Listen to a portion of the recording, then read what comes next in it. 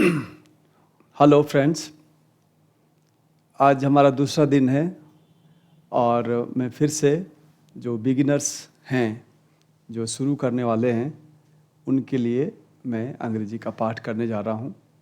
और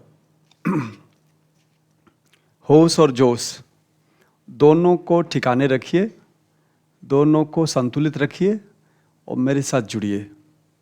शुरू में अच्छा, कोई बहुत एक्सपर्ट है, ऐसे कई बच्चे ऐसे भी हैं जिनको लगता है कि उन्हें इंग्लिश आती है, तो वो मेरी क्लास को देखें एक बार, है ना, तो उनको पता चलेगा कि हम कितना बेसिक लेवल से चीज़ों को ले रहे हैं। हमारे बहुत से साथी ऐसे हैं, वो पाएंगे कि वो जो कर्सिव राइटिंग की बात जो मैंने कल की थी, तो कर्सिव राइटिंग में देखिए, जो आपके नंबर दिलाने वाली चीज़ें हैं ना, हमें पता है कैसे नंबर आते हैं। आपको यदि बढ़िया कर्सिव नहीं आती है तो आप छोड़ दीजिए कि आपको अंग्रेजी में अच्छे नंबर आएंगे। नहीं आएंगे, कभी नहीं आएंगे। आप चाहे कितना भी अच्छा लिख लीजिए, आपको कम आता हो लेकिन आपकी राइटिंग अच्छी है तो आप निश्चित रूप से अच्छा नंबर लाएंगे। ये सूत्र हैं, ये सफलता के ये सूत्र हैं। इन सूत्र को जिसके समझ में आ गया, सत्यस्य तत्वम निहितम गुहायाम, ये जो रहस्य है ना, वो रहस्य पता नहीं किस संदर्भ में कब हम रहस्य खोल देते हैं। अब जैसे अभी रहस्य हमने खोला कि मुश्किल से 1 महीने की प्रैक्टिस से, कर्सिव राइटिंग की प्रैक्टिस से, आप अंग्रेजी को महीने भर पढ़ के, 1.5 महीने पढ़ के, 2 महीने पढ़ के, आप कम से कम आरएस की परीक्षा में, राजस्थान की सबसे ऊंची परीक्षा है आरएस की परीक्षा, उसमें मैं लिखित में देता हूं आपको कि आप 35 नंबर ले आएंगे। केवल कुछ भी नहीं जानते हैं, केवल 2 महीने पढ़ के आप मेरे पास 35 नंबर ला सकते हैं। और यदि आपने 2 की बजाय 4 महीने पढ़ लिया, 6 महीने पढ़ लिया, वोकैब अच्छा कर लिया, तो आप 50 से 60 नंबर के हकदार बन सकते हैं। लेकिन वही बात है, दीवानगी चाहिए और वास्तव में डेडिकेटेड होकर पढ़ने की आवश्यकता है। राइटिंग ठीक कर लीजिए, बाकी चीज़ें, ग्रामर की जैसा मैंने कल बताया था, ग्रामर की चीज़ें कितनी हैं, थोड़ी सी हैं। वोकैब उससे थोड़ा बड़ा है और प्रैक्टिस लगभग उसी के बराबर है। तो आपको वोकैब आना चाहिए सबसे पहली बात, और दूसरी महत्वपूर्ण बात है कि आपको उसकी प्रैक्टिस होनी चाहिए। और तीसरी बात जो ग्रामर की है ना, वो बहुत छोटी बात है। मैं ऐसे बोलूँगा इधर से, जो आपको प्रैक्टिस है वो खूब होनी चाहिए, आपको वोकैबुलरी ठीक ठाक आनी चाहिए। ग्रामर वाली बात इतनी जितनी अंगुली छोटी है, तो ग्रामर वाली बात बहुत छोटी सी है, फिर भी शुरुआत तो करनी पड़ती है। एक रूपक और मैं अक्सर बोला करता हूँ कि हमारी जो गाड़ी है ना, अंग्रेजी की गाड़ी, हम लोगों की, हम सबकी, जो साथी पढ़ रहे हैं, बिगिनर्स हैं, जो शुरुआत कर रहे हैं, उनकी गाड़ी उतरी हुई है। और देखिए, दूर की यात्रा करनी हो, कोई परीक्षा पास करनी हो, है ना, दिल्ली जाना हो, और गाड़ी पता चला आपके सड़क से उतरी हुई हो या पटरी से उतरी हुई हो, तो वो गाड़ी मरे जिंदगी में दिल्ली नहीं पहुंच सकती। उस गाड़ी को पहले पटरी पे लाना पड़ेगा। तो हमारा जो पहला प्रयास है, आज का, कल का जो प्रयास था, या आगे 2, 5, 7 दिनों का जो प्रयास है, 15, 20, 25 दिनों का बिगिनर्स के लिए जो इंग्लिश है, उसमें हमारी कोशिश ये है कि हमारी अंग्रेजी की गाड़ी पटरी पे आ जाए।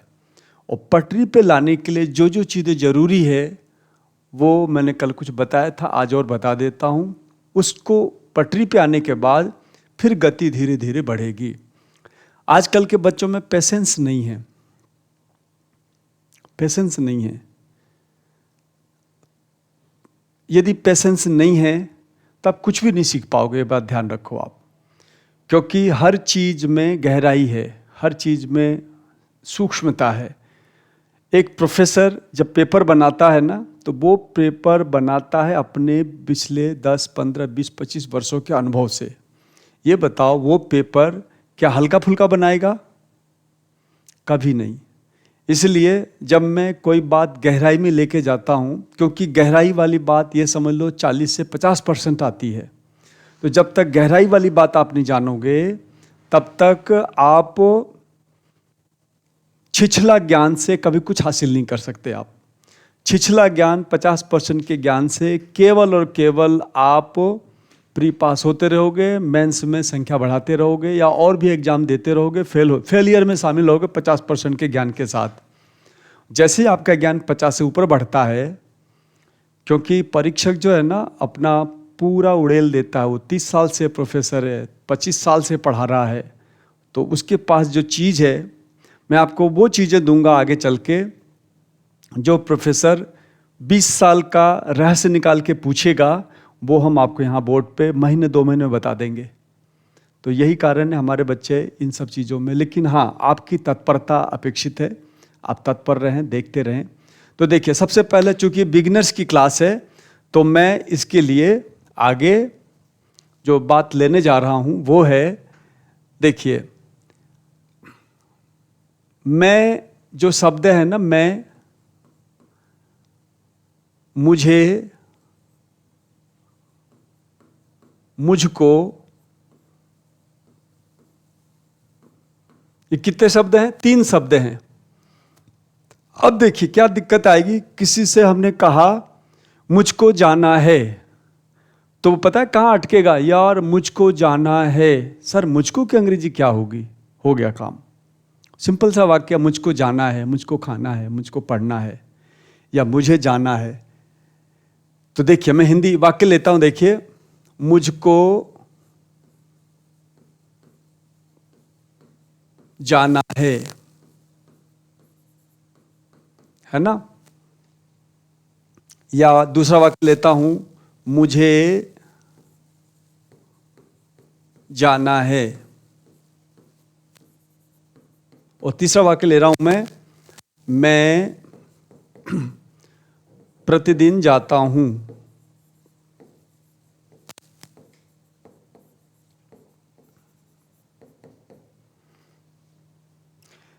One thing, when you study here in at the platform of Pahal Academy, you will find not only extraordinary but the standard things, you know, the pure and perfect Hindi and perfect English, so that you may not make any mistakes in your writing as well.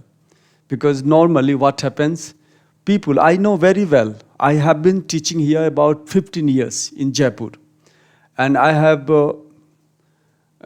come to know the people who are teaching English, they are not aware of Hindi sentences. Often they write wrong sentences in Hindi. And those people who are knowing good Hindi, they are not able to write the absolutely good sentence, correct sentence in English. So there is a gap, there is vacuum, you know. And I have tried to fulfill the vacuum, because you need to write good Hindi, you need to write good English as well. जब तक आप Hindi English दोनों को ठीक से नहीं जानेंगे, तब तक आप न्याय नहीं कर सकेंगे। आप छिछला ज्ञान लेके 50% ला करके केवल फेलियर में शामिल हो सकते हैं, आप कभी सफल नहीं हो सकते। और हिंदी इंग्लिश ऐसी चीज़ है, आपको 160, 170 नंबर तक भी लाया जा सकता है यदि कोई ठीक से पढ़े करे तो देखिए, आप जितना समय देते हैं हिस्ट्री, पॉलिटिकल, इन सब चीज़ों को, उसी अनुपात में यदि आप भाषा को समय दे दें तो आपका उद्धार हो जाए। पर पता नहीं कब आपको याद आएगी, कब आप संभलेंगे, सुधरेंगे, कब चेतित होंगे, वो आपके ऊपर है। देखिए, मुझको जाना है, मुझे जाना है, मैं प्रतिदिन जाता हूँ, है ना? अब इसमें देखा जाए तो ये जो मैं, मुझे, मुझको है ना, इसकी इंग्लिश क्या होगी, इस पर दिक्कत में पड़ जाते हैं। जैसे हम लोगों ने कल बात की थी सब्जेक्ट, ऑब्जेक्ट और वर्ब की, तो स्पष्ट है जाना है वर्ब है। ये क्या है? ये वर्ब है ना? कल वाली बात काम आई, ये वर्ब है। जाना है क्या है? ये वर्ब है। जाता हूं क्या है? ये वर्ब है। चलो, एक चीज तो हमारा निपट गया। अच्छा, प्रतिदिन की अंग्रेजी आपको नहीं पता, कोई बात नहीं, इसकी इंग्लिश होती है डेली। ये अब आपको याद नहीं है तो याद कर लो, इससे बेसिक और नहीं हो सकता है, ध्यान रखो आप। प्रतिदिन की इंग्लिश है डेली। तो इतनी बात तो मालूम पड़ गई भाई, जाना है और जाता हूं, ये वर्ब हो गया। प्रतिदिन की इंग्लिश डेली हो गया। और मुझको, मुझे, मैं की समस्या रही। तो वास्तव में अब आप मुझे ये बताइए, कल जो हम लोगों ने बात की थी उसके अनुसार मुझको, मुझे, मैं क्या है? सब्जेक्ट है, ऑब्जेक्ट है, वर्ब है, एडवर्ब है, क्या है? चारों में से एक चीज बता दीजिए आप। जाने का कौन कौन कर रहा है? जाने का काम कौन कर रहा है? मुझको कर रहा है, यानी मैं कर रहा हूं, इसलिए मुझको क्या है? हालांकि को लगा हुआ है। जिन्होंने हिंदी पढ़ी है ना, हिंदी ग्रामर जानते हैं, वो अपना यहाँ टांग अड़ाएंगे, बोलेंगे को लगा हुआ है इसलिए ऑब्जेक्ट है। नहीं, ये ऑब्जेक्ट नहीं है। हम शकल पे नहीं जाएंगे, हम क्वालिटी पे जाएंगे। ध्यान रखना, किसी के शकल पे नहीं जाना चाहिए। ये शकल तो ऑब्जेक्ट का दिख रहा है, पर वास्तव में इसका यदि गुण देखोगे आप तो इसका गुण है सब्जेक्ट का। क्योंकि जाने का काम कौन कर रहा है? किसको करना है जाने का काम? मुझको करना है। यानी मुझको जो शब्द है ना, ये है सब्जेक्ट। ये क्या है? ये है सब्जेक्ट। देखो, थोड़ा सा अंदर जाओ ग्रामर के, और ज़्यादा नहीं। मैं जो noun, pronoun, adjective, verb, adverb, preposition के चक्कर में नहीं पढ़ूंगा। मैं आपको बिना इन सब ग्रामर की चर्चा किए, जैसे छोटा अंग्रेज का बच्चा ग्रामर कुछ नहीं जानता है, जैसे बढ़िया परिवार का बच्चा हिंदी शानदार बोलता है, शानदार लिखता है, वो ग्रामर नहीं जानता। और आप भी बहुत सारे हिंदी के वाक्य के विषय में विश्लेषण नहीं जानते आप, लेकिन आप शुद्ध हिंदी लिखते हैं, बोलते हैं। ऐसे ही ग्रामर के तह में गए बिना, ये जो उलझा देते हैं ग्रामर वाले, उसमें गए बिना आपको हिंदी, इंग्लिश आ जाए, इंग्लिश लिखना शुरू कर दो, इंग्लिश बोलना शुरू कर दो, इंग्लिश का अर्थ निकालना शुरू कर दो, परीक्षा फर्स्ट क्लास पास हो जाओ, वहाँ तक आपको पहुँचा देंगे। देखिए मुझको, लेकिन अभी शुरू में थोड़ी थोड़ी बातें सब्जेक्ट ऑब्जेक्ट की समझ में आनी चाहिए, इससे ज़्यादा ग्रामर जानने की ज़रूरत नहीं है। तो मुझको सब्जेक्ट क्यों है? क्योंकि जाने का काम मुझको कर रहा है, इसलिए जाना है। जाना वर्ब है, इसको करने वाला कौन है? मैं हूँ, मुझे जाना है, मैं जाने का काम करूँगा, कोई और नहीं करेगा। तो जो क्रिया करे, कल क्या बताया था, जो क्रिया करे, ये दोनों कर्ता क्यों है? ये कर्ता क्यों है? क्योंकि ये क्रिया कर रहे हैं। जो क्रिया करे वो क्या कहलाता है? वह कर्ता। कर्ता को क्या कहते हैं इंग्लिश में? सब्जेक्ट। ये, और सब्जेक्ट आता कहाँ पे? शुरू में। देखिए हिंदी में भी आता है, इंग्लिश में भी आएगा। तो ये हो गया कर्ता और क्रिया, ये हो गया कर्ता क्रिया। और अब हमारी मुख्य समस्या आती है मैं मुझको। आपको पता होगा मैं, मुझे, मुझको, चूंकि ये कर्ता है। अब ध्यान देना, यदि ये कर्ता है तो कर्ता के रूप में मैं की इंग्लिश होती है आई, जिसे आप ऐसे भी लिख सकते हो आई। आई का मतलब है मैं, आई का मतलब मुझे, आई का मतलब मुझको। तो इसका मतलब ये हुआ मुझको, मुझे, मैं, इन सब की इंग्लिश लिखी जाएगी। इसकी इंग्लिश क्या लिखी जाएगी? इसकी इंग्लिश लिखेंगे हम आई। ये लिख दिया मैंने। और जाना है, जाना, खाना, पीना, उठना, बैठना, जहाँ जहाँ ना ना ना ना ना ना ना ना ना ना आता है, उसमें हम इन्फिनिटिव नाम की अंग्रेजी का प्रयोग करते हैं। टू लगा के वर्ब का फर्स्ट फॉर्म लिखते हैं, टू और गो, ये। और आई के साथ जो वर्ब एक और आएगा उसका नाम है एम। तो अभी मैं इस पर ज़्यादा नहीं जाऊँगा। आई एम टू गो ऐसी इंग्लिश बनेगी। मैं तो बता रहा था कि मैं, मुझे, मुझको की इंग्लिश क्या बनेगी, तो ये बनेगा आई एम टू गो। मुझे जाना है, यहाँ भी बनेगा I am to go, I am to go. ये ध्यान रखना, आगे वाले पाठ में भी जब आएगा, जब भी जाना, पहना, खाना, पीना आए तो इस तरह से आएगा। अच्छा, मैं प्रतिदिन जाता हूँ का बनेगा आई गो डेली। मैं भी नहीं बता रहा गो में कौन सा फॉर्म क्या, उसकी चर्चा। मैं तो खाली ये बता रहा था, मैं तो केवल ये बताना चाह रहा था आई आई आई। मेरा आज का टॉपिक केवल आई आई आई आई आई है बस। बाकी टू गो वगैरह क्या आया नहीं आया, वो बात की बात है, उसकी चर्चा हम अभी नहीं कर रहे हैं। हम खाली बताना चाह रहे थे आपको मैं, मुझे, मुझको की इंग्लिश क्या है? आई। और यदि आपने इसको नहीं सीखा है तो आप कल को पूछो मुझको की इंग्लिश क्या होती है यार, मैं की इंग्लिश क्या होती है, मुझे की इंग्लिश क्या होती है। बच्चे ऐसे पूछते हैं, जबकि ऐसा नहीं होता है। जो सब्जेक्ट के रूप में काम करता है उसकी इंग्लिश लिखी जाती है। तो मुझको, मुझे, मैं, तीनों की इंग्लिश क्या हो गई? आई हो गई। तो ये बात आप ध्यान से देखिए, समझिए, जानिए। अभी केवल ये देखिए कि मैं, मुझे, मुझको की इंग्लिश आई है, बस इतनी सी बात आपको याद रखनी है। ये पेज हो गया आई से संबंधित। हम दूसरे पेज पे आते हैं। मैं दूसरी हिंदी लिख रहा हूं, तू, देखिए, तुझे, तू, तुझे, तुम, तुम्हें, आप, आपको, आपने। बाप रे बाप, ये देखो, 1 2 3 4 5 6 7, सात सात हिंदी है। उन सारे सातों हिंदी की इंग्लिश होती है यू। आप चाहते हो इंग्लिश करके बताऊं तो वो ही बता दूंगा मैं, है ना। तो तुझे पढ़ना है, आपने किसी बच्चे से कहा तुझे पढ़ना है, तो यहां जो तुझे है ना, इसकी इंग्लिश आएगी यू। और आपको कहना हो, आपको, ये देखिए, आपको, तू आ गया, तुझे आ गया, आपको आ गया। आपको जाना है, मैं जाना है कि इंग्लिश के बारे में बात नहीं कर रहा हूं, मैं तो बता रहा हूं तुझे की यू इंग्लिश होती है, आपकी इंग्लिश ये होती है यू आर टू गो। ये कैसे बना, ये बात की बात है, मैं इसकी चर्चा कर रहा हूं, ध्यान रखना, मैं भी अंग्रेजी नहीं सिखा रहा हूं आपको, मैं केवल यू, तुझे की भी यू, आपको भी यू, इस तरह से। तो ये जितना भी है ना, इन सब की इंग्लिश होती है यू। और ये कब होता है, जब ये सब्जेक्टिव केस के रूप में आता है, सब्जेक्टिव केस के रूप में आता है।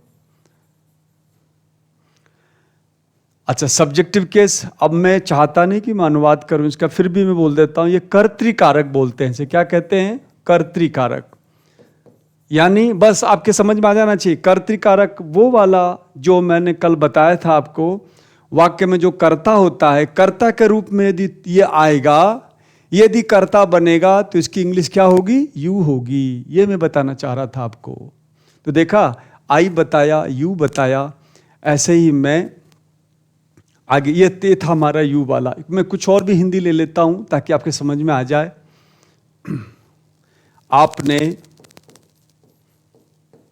यह किया, आपने यह किया। अब यह किया पास्ट टेंस का है, इस पे अभी हम चर्चा नहीं कर रहे, हम तो खाली आपने की इंग्लिश बता रहे हैं। You did it, you did it. ये देखो यू आ गया यहां पे, देख लिया।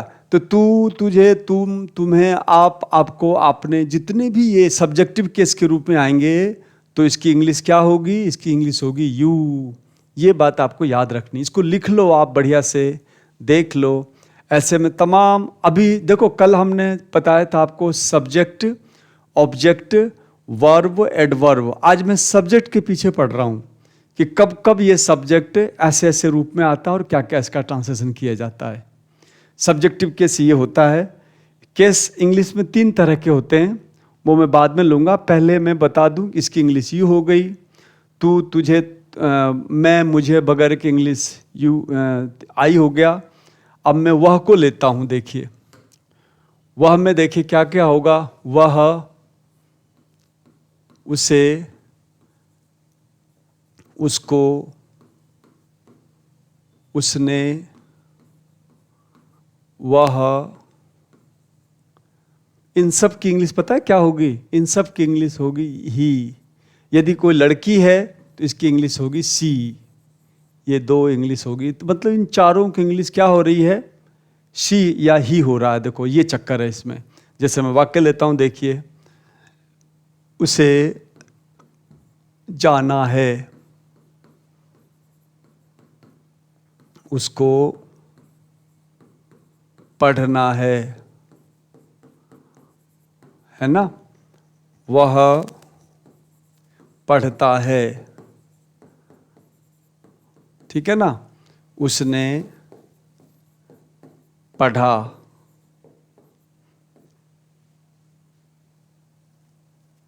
1 2 3 4, इन सब की इंग्लिश ही या सी होगी। तो उसे जाना, किसको, राधा को जाना है, तो हम लिखेंगे सी इज टू गो। यदि वो राधा नहीं है, राम है, तो हम लिखेंगे सी इज टू गो। यदि वो राम है, हमारे ध्यान में हमारी जो बात चल रही है, हम जानते हैं कि जिसके बारे में बात की जा रही है वो राम है, तो हम बोलेंगे he is to go, he is to go. उसको पढ़ना है, यहाँ भी वही होगा, या तो ही होगा या सी होगा। वह पढ़ता है, यहाँ भी या तो ही होगा या सी होगा। उसने पढ़ा, यहाँ भी या तो ही होगा या शी होगा। आपके समझ में आई बात? बाकी कैसे लिखना है आगे वाली बात वो हम आगे के चरण में करेंगे। फिर भी एक बार हो सकता है आपने जाना पढ़ा, उसको पढ़ना है, he she is to study, he is to study. Read क्यों नहीं लिखा? क्योंकि देखिए पढ़ना का दो अर्थ है, एक गंभीर अध्ययन को स्टडी कहते हैं और सरसरी निगाह डाल के अखबार पढ़ने आदि के कृत्य को हम रीड कहते हैं। तो हमने he is to study, he is to read भी लिख सकते थे। वह पढ़ता है, he reads, C reads.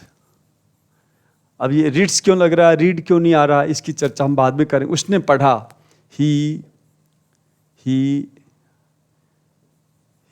Red, और सी रेड या सी स्टडीड। इस तरह से हम इन चीज़ों को लेंगे। तो मैं इसकी चर्चा नहीं कर रहा, इसकी बात तो छोड़ दो आप। ये तो आप सुन रहे हो, अच्छी बात है, याद कर लो, अच्छी बात है। पर मैं तो इसकी बता रहा था कि भाई इसकी इंग्लिश होती है क्या, ही और सी। ये मैं बताना चाह रहा था आपको। तो ऐसे एक सूची बना रहा हूँ सब्जेक्ट का, ताकि सब्जेक्ट से रिलेटेड सारी बात आपको आ जाए। चलिए अगली सूची में मैं ले रहा हूँ, देखिए, यह, वह, ये, वे, तू, तुम, मैं, हम, राम, राधा,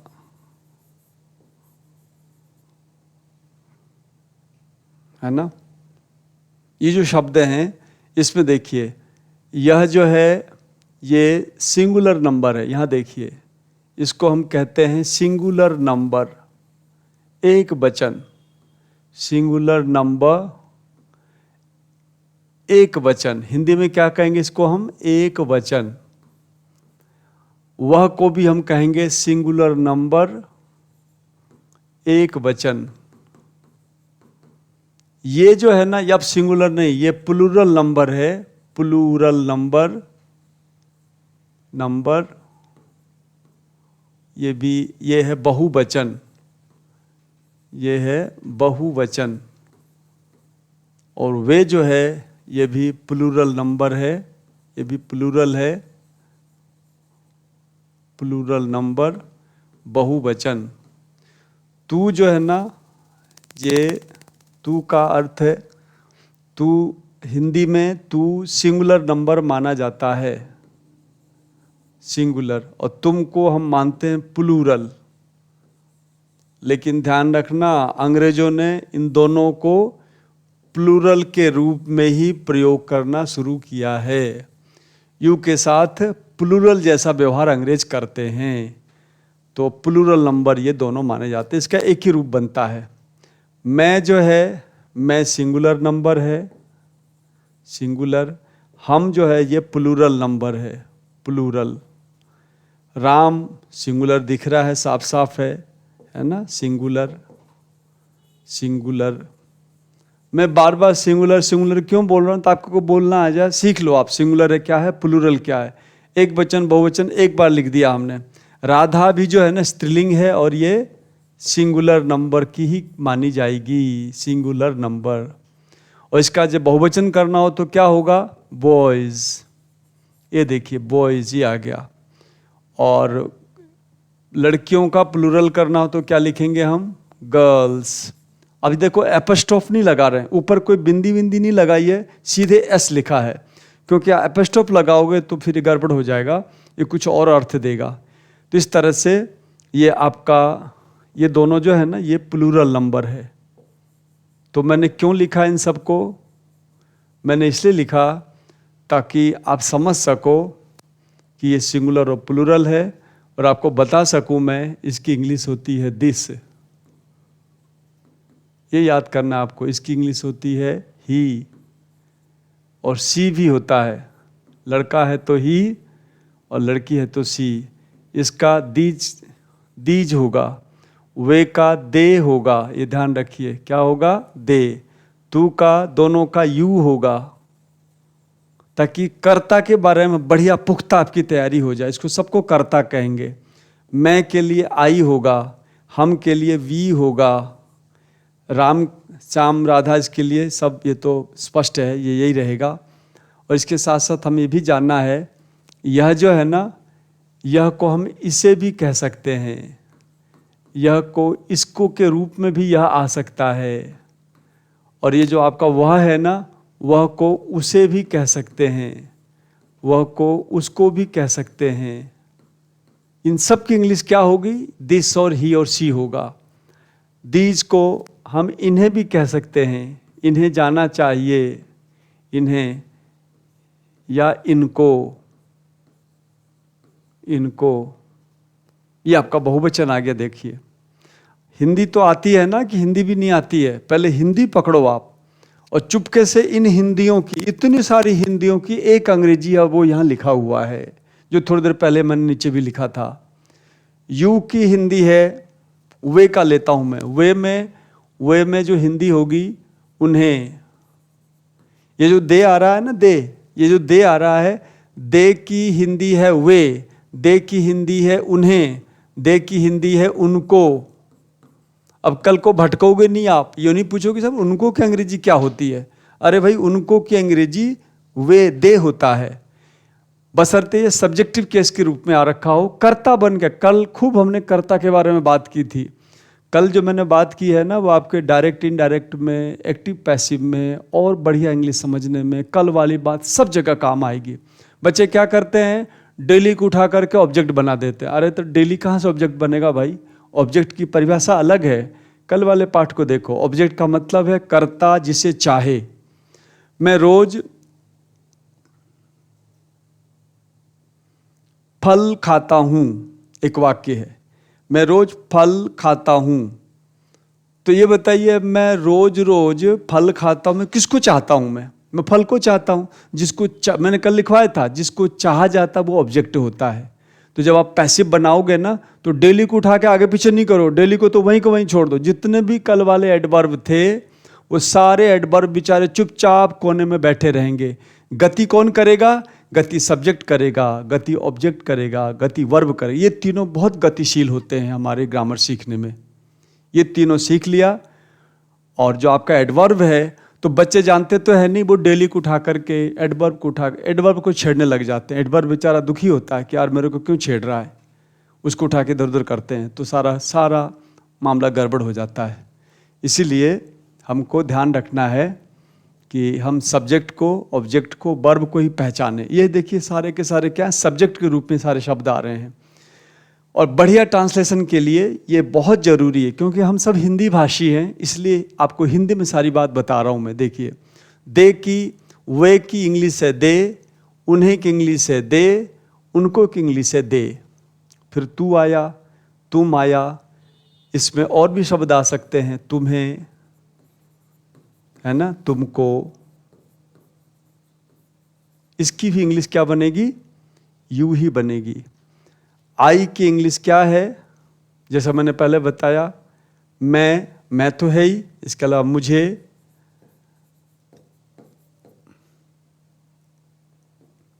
भी इसकी इंग्लिश आ जाएगी। मुझको की भी इंग्लिश क्या है, आई है।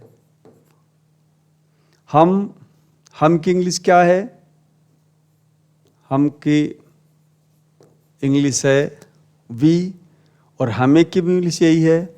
हमको की भी इंग्लिश वी ही है।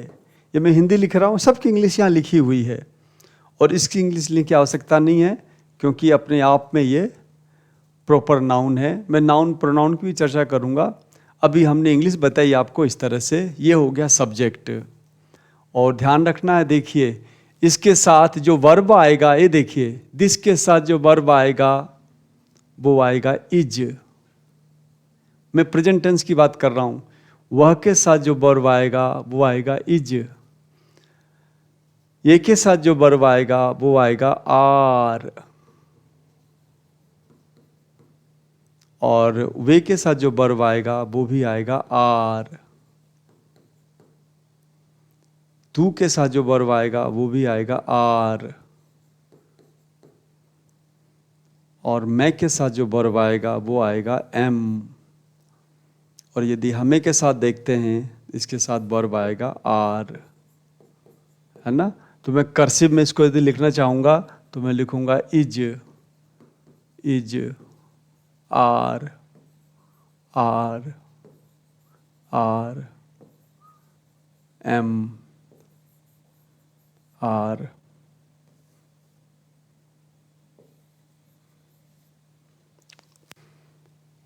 अब जब शुरुआत करेंगे तो इसमें भी गड़बड़ी होगी। सब्जेक्ट यू रहेगा और आप इज लगा दोगे तो गड़बड़ हो जाएगा, है ना। तो आपको ध्यान रखना है किसके साथ आर आएगा, किसके साथ इज आएगा, किसके साथ एम आएगा। बहुत सावधानी से इसको देखना है। यदि आपने इसको समझ लिया, देख लिया, अब आगे चलते हैं। देखिए ये राम और राधा है। राम के साथ क्या आएगा? राम के साथ आएगा इज। राधा के साथ आएगा इज। अच्छा, बॉयज के साथ क्या आएगा भाई? बॉयज और गर्ल्स जो है इसके साथ क्या आएगा? इसके साथ आएगा आर। क्यों आएगा? क्योंकि ये ज़्यादा हैं, बहुवचन है। तो हमने दो बात की। एक तो मैंने आपको सब्जेक्ट बताया, कल वाली बात को मैंने थोड़ा एनलार्ज किया, बढ़ाया। और दूसरी बात मैंने ये की कि ये वर्ब हैं, ये हेल्पिंग वर्ब नहीं है, वर्ब हैं ये हेल्पिंग वर्ब तब कहलाएंगे जब आगे कोई और क्रिया होगी। अभी हम इसको वर्ब के रूप में ले रहे हैं। कल हमने बात की थी सब्जेक्ट की, वर्ब की, ऑब्जेक्ट की और एडवर्ब की। तो ऑब्जेक्ट एडवर्ब हम बाद में लेंगे। अभी हमने सब्जेक्ट और वर्ब की चर्चा की है।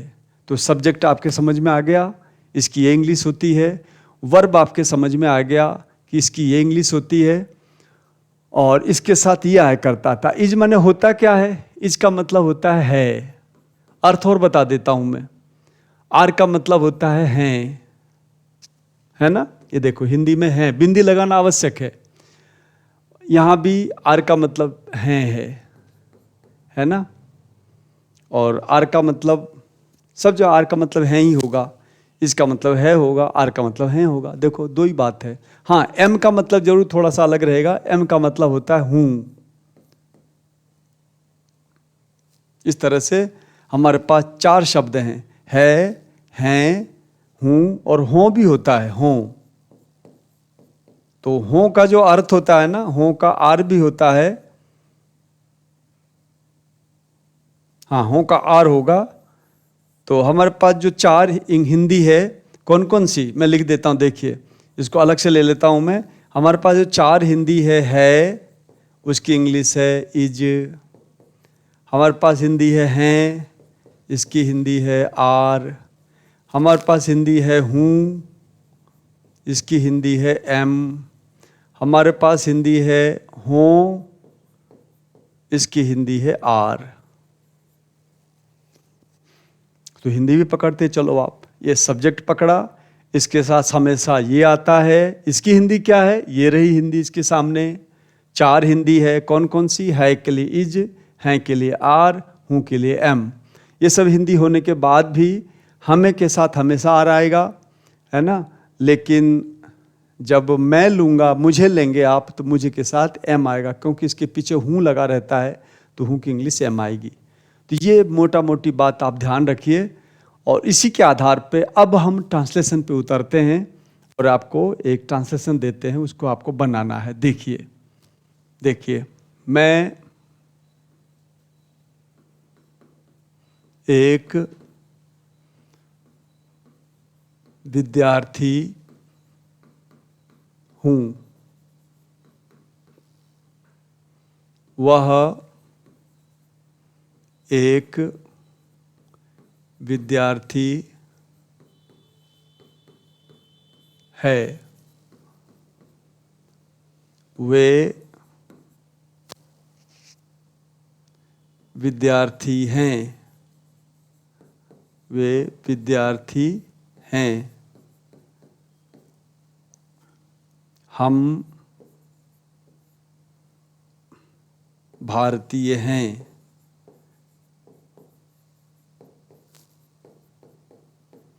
तुम भारतीय हो।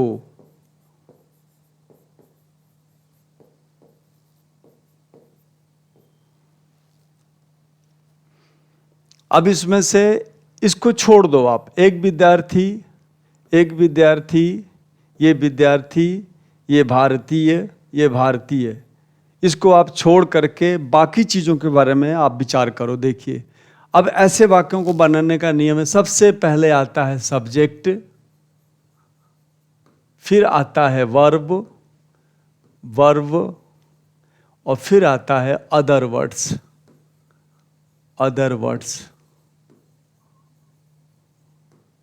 ये जो आपने गोला मारा है इसमें, इसको ये अदर वर्ड्स हैं।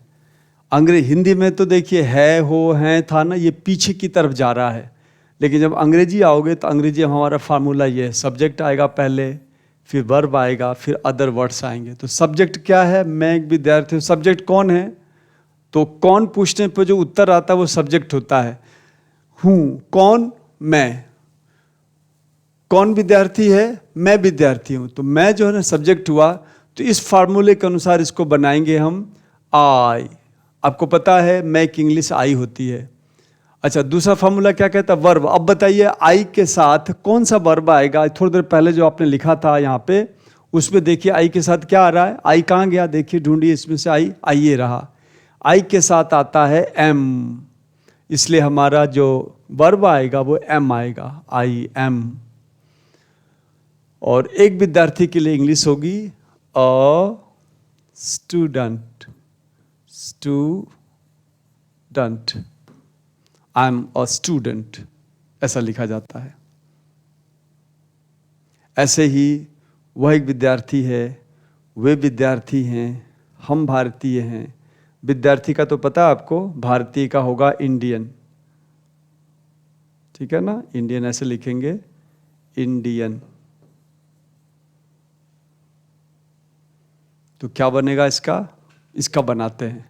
वह एक विद्यार्थी है, तो वह की इंग्लिश क्या है? He is a student.